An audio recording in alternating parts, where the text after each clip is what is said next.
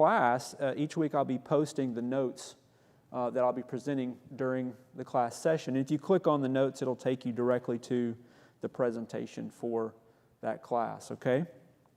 Now, going on to our presentation for today, whether you're in the audience or you're joining us virtually, you can take your phone out and get your camera and take a picture of that little code up there, or if you've got a QR scanner, if you know what that is, you can pull up the page for this, and it's an opportunity to have live Q&A, and it's anonymous. So if you want to ask a question, you don't want to raise your hand or whatever it is, or you're virtual and you want to say, hey, I've got a question, you can throw your question on there and, in fact, be able to see what's going on with the other questions. If somebody asks a question, then you'll be able to see that, and you can vote that question up and say, hey, I really want to know what the answer to that question is. So I'll give you a little example. So if you go to that page and you said, well, hey, I have a question. I don't want anybody to know it's me asking the question. So I'm going to leave it anonymous and not put my name in there. And then it pops up, I'm not going to answer that one though. Right? And if you're joining us virtually, this is available to you as well, and that QR scanner is on some of the slides. You can also just go to slido.com and put in the link there, a code for the event, so to speak, and be able to interact with questions. But I have ultimate control, so I can come in here, and because I'm the moderator, I can delete questions like breakfast, and then we don't have to worry about those. Okay? I use this word parable at the beginning. And obviously, Jeremiah is prophecy, right? He's one of the major prophets. But I chose to use this word parable for Jeremiah for a specific reason. And that is because there's something that's going on here that's unusual. And that is the chronology doesn't fit. It's not like you're just hearing Jeremiah, laying out all the things that happened in his life one step after the next.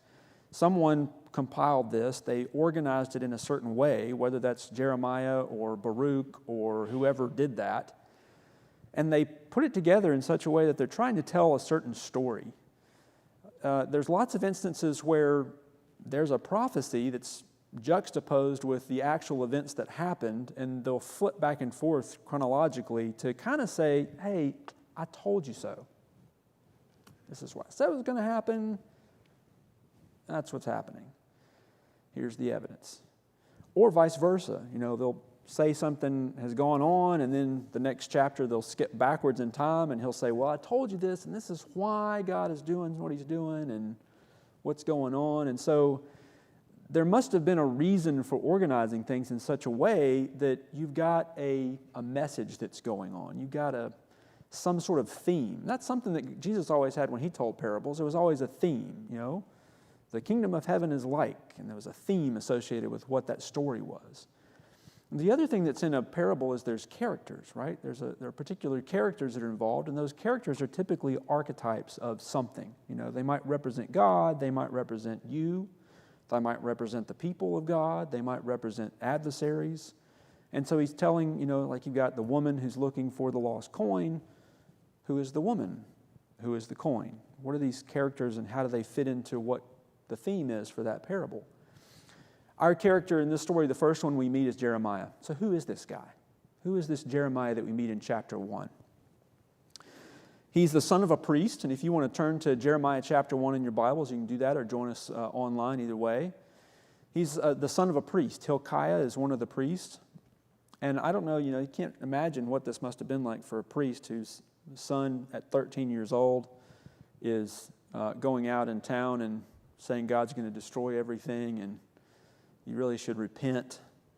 I'm not sure how Hilkiah took that or how the other priest appreciated that. They might have been telling him that, you need to get your son under control over here. He's really being a rebel rouser and messing things up.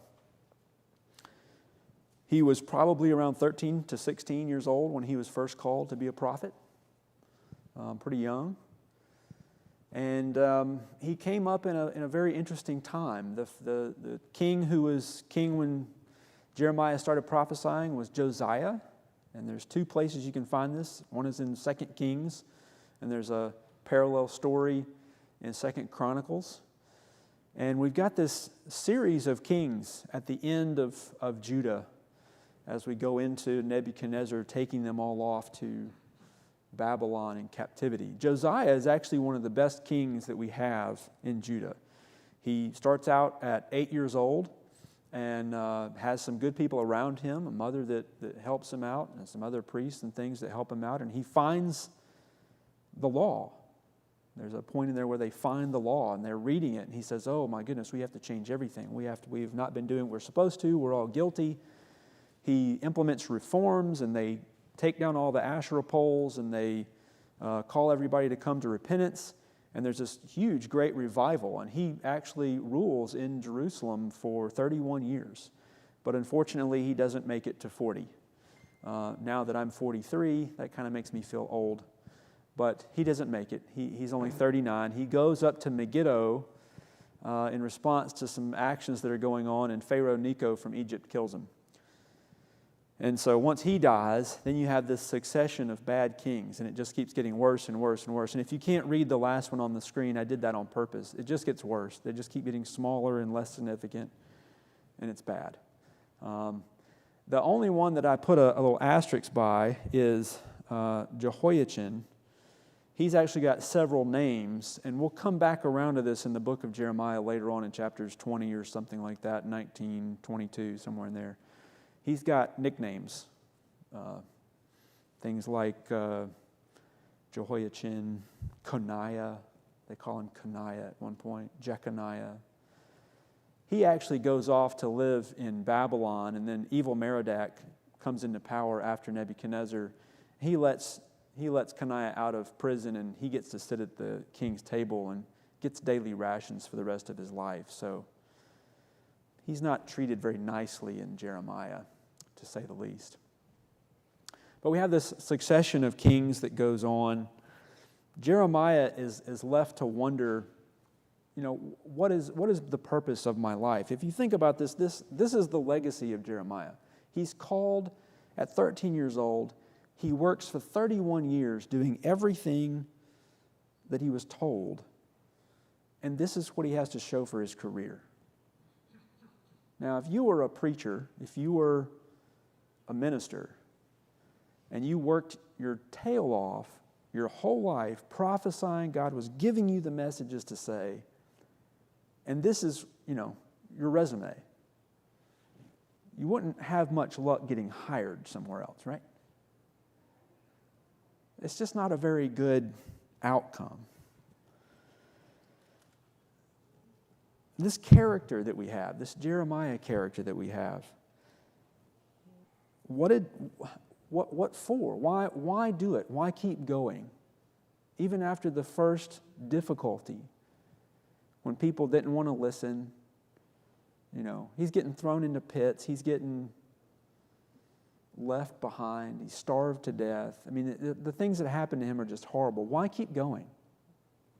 What's the purpose of it?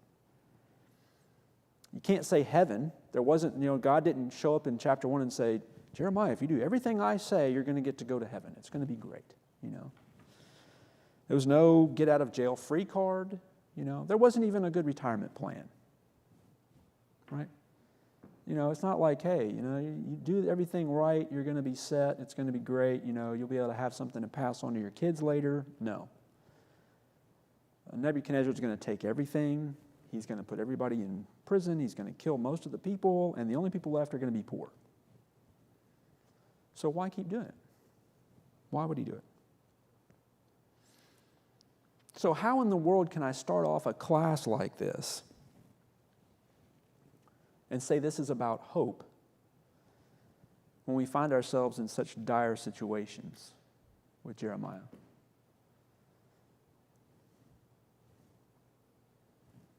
How can we have hope if we are faced with similar situations, difficulties, trials? Things don't go, we think this is going to be the right decision,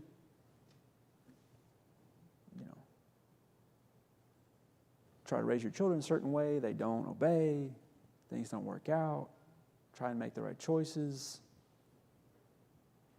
You know. How can that be hopeful?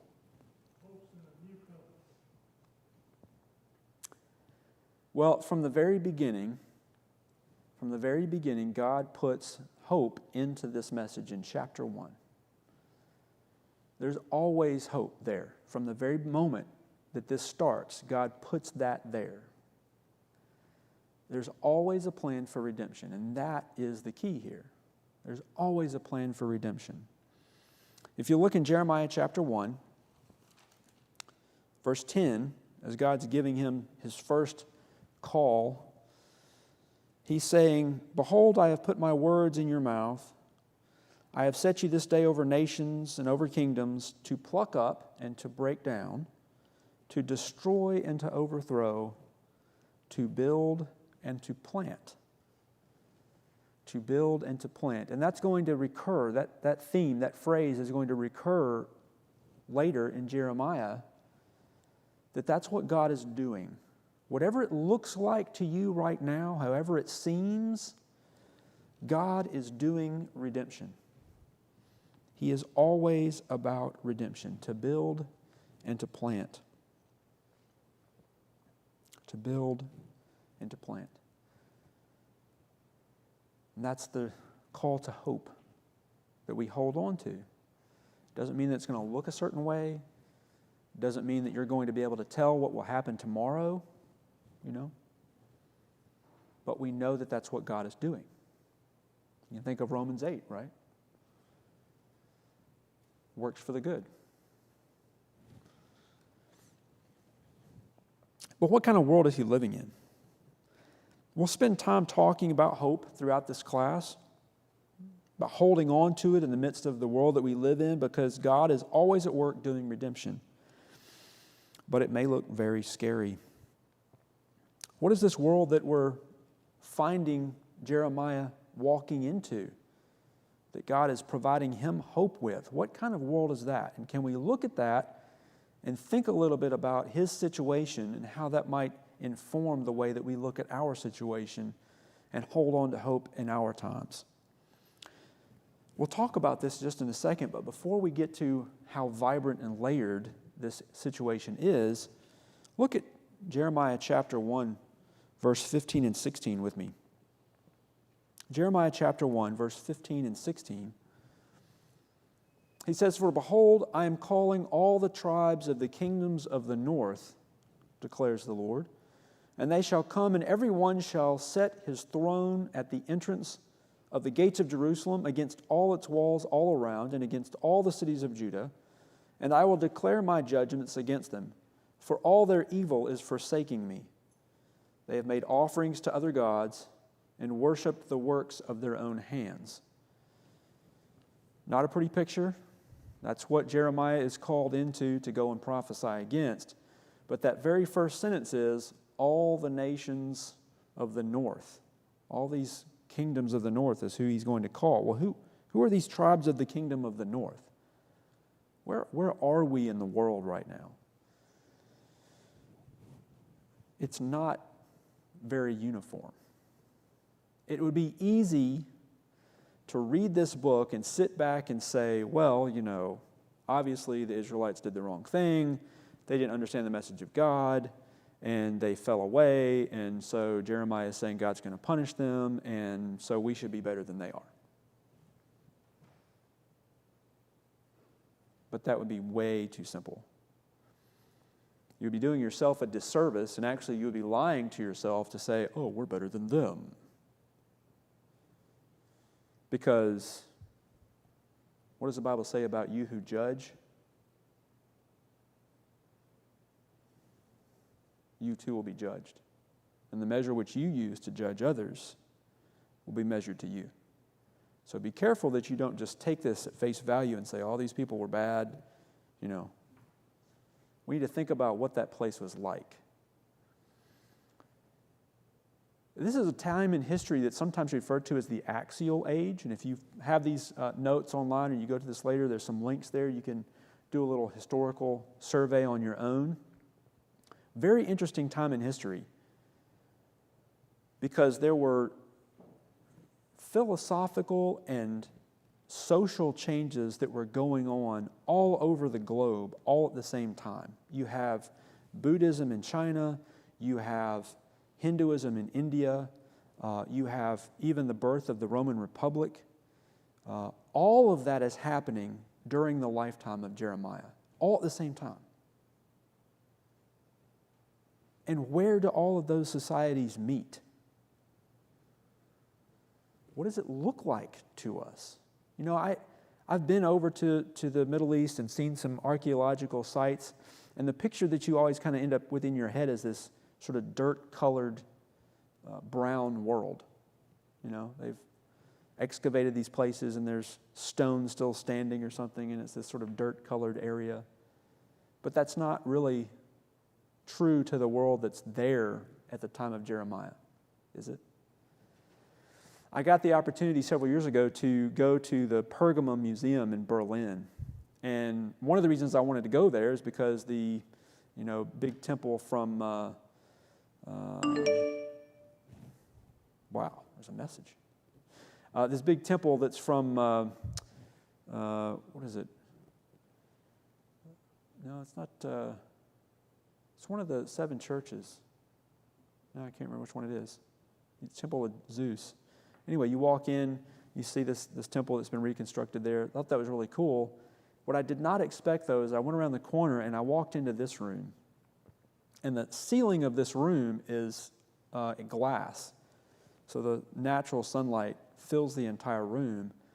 And you can tell from the person that's in that picture down here, this is very tall. That person only comes up to about the middle of the first animal on that first bottom row. And then you read the inscriptions on this, and it says this is only the first tier of what would have been the entrance into the palace, into the city of Nebuchadnezzar. This is the Ishtar Gate that goes into Babylon. And it was, brilliant enamel-coated brick. All of this stuff just sparkles. The whole room is filled with color, filled with vibrancy. And if you were to maybe stand there, this is an artist rendition of what that might have been like. That picture was just that very front tier, and you see that it goes up and up. And in fact, there were structures like this that surrounded this entire courtyard that went on for hundreds of yards. And you would have had, marching soldiers, and you would have had animals and birds and lush greenery, and it would have just been an absolutely beautiful, vibrant place. Peace, order, beauty, and pride. Pride. We get to thinking that if we structure things right, if we do things right, if we make the right choices, that all of a sudden we're going to be able to fix the problems that we see in the world somehow on our own. Cultures have been doing that forever. God brings these people into the world of Jeremiah, brings them from the north. And we need to realize that this is not just a simple, I'm going to punish you. That the people in Israel that were dealing with everyday life, they knew what this place looked like. Whether they were there or they were in Judah, news traveled. They knew. Okay, they knew Pharaoh Necho. They knew what was going on in Egypt. They knew. This is the world they lived in. Thought, culture. Okay, get the sense that this is, when you think about what is the right thing to do with health care.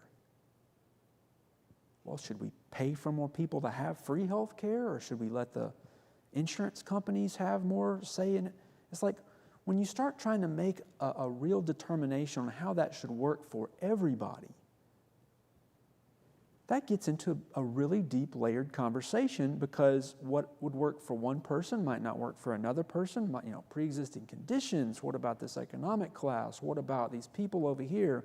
Well, what do we do with these people? And what do we do with those people? And there's not a one-size-fits-all answer. And so for us to come to this scenario and say, oh, well, all these Israelites were just bad and God was punishing them and we need to be better than that. You're missing, 90% of the story when you do that. And that's really the point of this, is to think about, we need to have a broader perspective when we come to this, to think about these people, what the story is.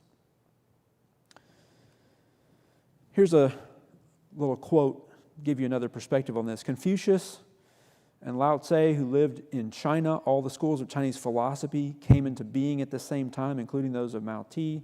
These names I can't pronounce. Host of others. India produced the Upanishads and Buddha. Like China, ran the whole gamut of philosophical possibilities down to materialism, skepticism, nihilism. Iran had Zarathustra, challenging the view of the world as a struggle between good and evil. In Palestine, the prophets Elijah, Isaiah, Jeremiah. Greece witnessed the appearance of Homer, the philosophies all the way down through Plato. Then you have everything implied by these names developed during these few centuries.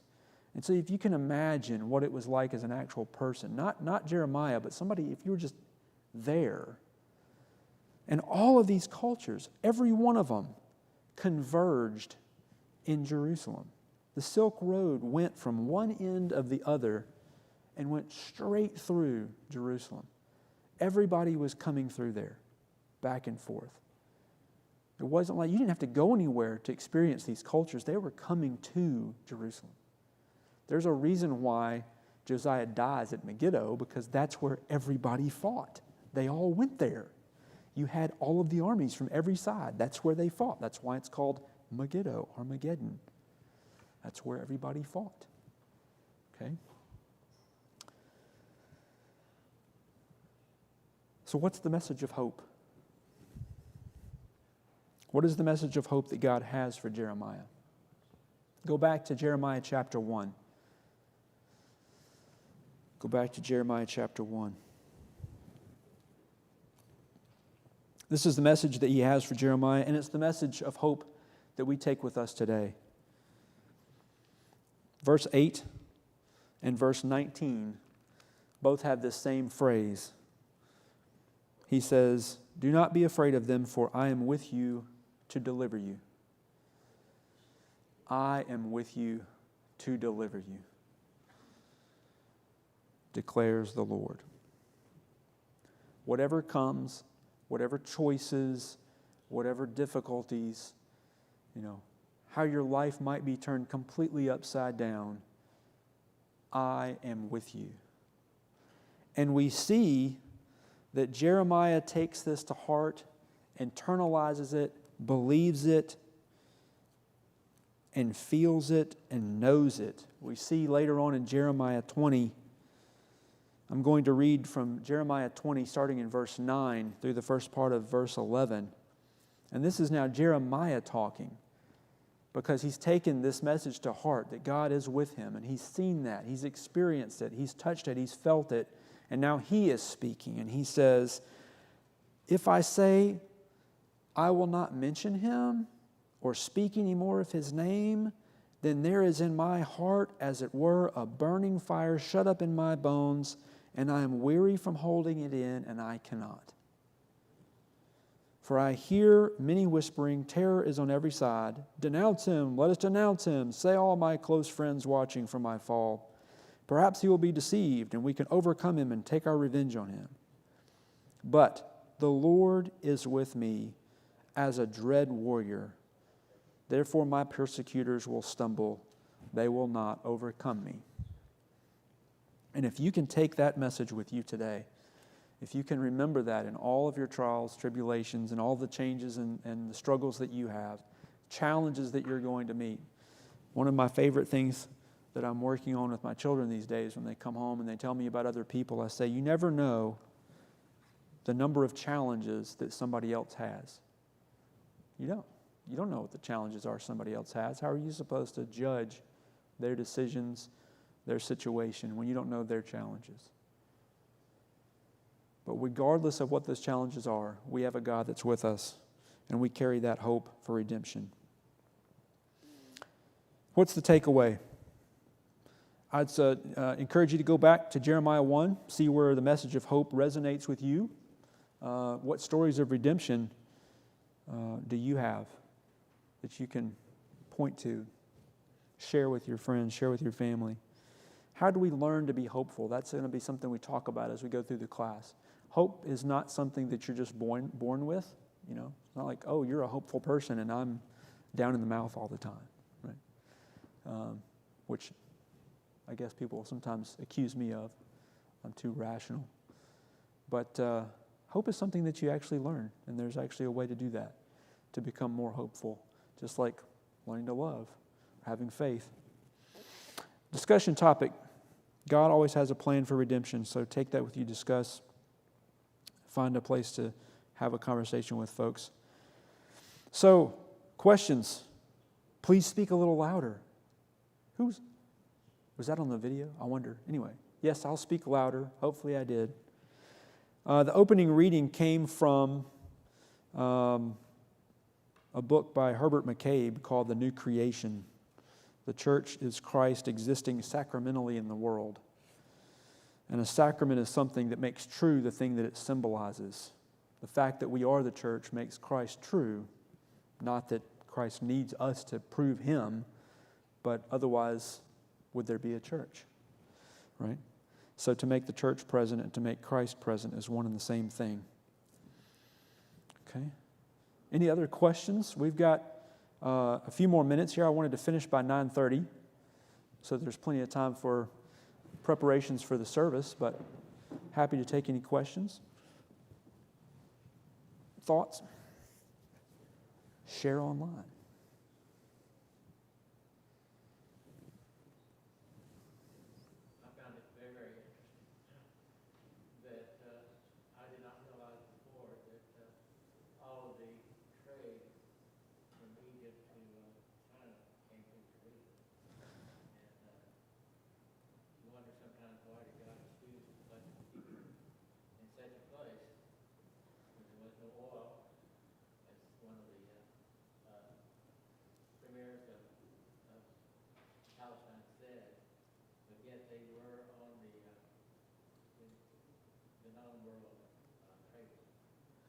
So if you, I guess also for the stream online, Ernie's making a comment that he wasn't aware and was interested to see how these trade routes converged in this place, and why, thinking about why God would have put His people in that spot. What was His goal in doing that? In fact, this is only one of the routes. This is the Silk trade route that goes from China all the way to what is the Roman Republic. There's actually another one. There's another route that goes from Egypt that goes straight up the edge of the Mediterranean into the Balkans. And they cross at Megiddo. And so it was a thoroughfare that, there's a lot of trade that went on in Megiddo, transferring things from one route to another. They would trade off silk for other goods that were coming from Egypt. And you had the Balkan Seas, the Black Sea there, that went off into other trade routes. So it was just amazing what was going on there. Yeah.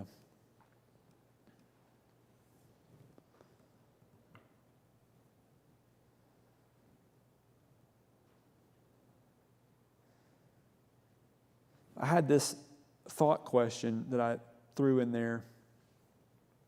What is the time you had to overcome someone else's one-dimensional thought about your actions or decisions? It's good to develop a little bit of humility as we think about other people. And as we come to Jeremiah and think about these Israelites, he's going to have an enormous amount to say about the bad things that they did, the bad choices that they made, and how far they had gone away from God. And it's just so super easy to say, well, we're not like that, And it takes a little bit of time to develop the humility to think,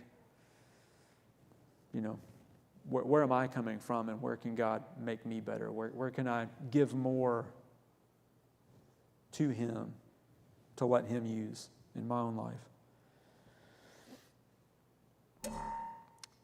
Do you think there are parallels between the culture and philosophical winds of that age and those of our age? Is there anything new under the sun? Right? You know, it's really interesting that we have what seems to be a development of thought that over time shifts from what we might call ancient to modern, and that there are certain developments that occur in human history. And, you know, you have a culture in Jesus' time that was largely based on Greek and Roman mythology, right? They had all these gods that they had. Before that, you know, in the time of the Israelite people, the Philistines and all of the Syrians and all these bad people, right? That was all child sacrifice. Human sacrifice was a big thing that they did. You know, it's like the crops didn't come up this year. We got to make sure we kill the right bad person, get them out of town so that the crops will come back, you know, make the crop gods happy. And then moving into our time, there's sort of an enlightenment, right? There's this time in history called the Enlightenment. Start realizing that, well, you know, killing somebody probably isn't going to make the crops grow because we have science now. We know that's not what's going on. And so we kind of discount God. So I think there are parallels to what's going on in Jeremiah and in our time, but I think there are also differences. I think there's ways that we can take the message of the gospel now, and we can look back into what's going on there, and we can critique it in a certain way. But we need to be careful because, you know, even Paul in Romans is saying the Jews were necessary. They had that's where the salvation had to come from. And until we wrestle with why that is, then, you know, it's easy to do either of two things. Either it's too easy to say we're just like them and draw those parallels too closely, or to say we're not like them and diverge the conversation. And that's part of the reason for me trying to get you to think about how layered and vibrant this time in history is, just from a historical perspective, that if we think about that and see that there's a lot more to these conversations than just saying we're just like them or we're not. So take that kind of as a yes and or a no and answer. Why does God use pagan northern kingdoms to punish his people?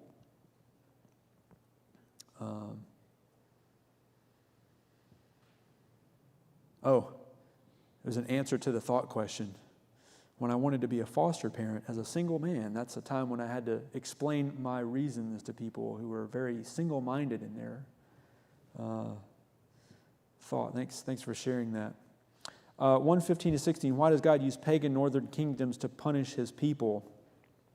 Why does God use Pharaoh? Why does God use storms? Why does God use... When you start asking questions about why does God do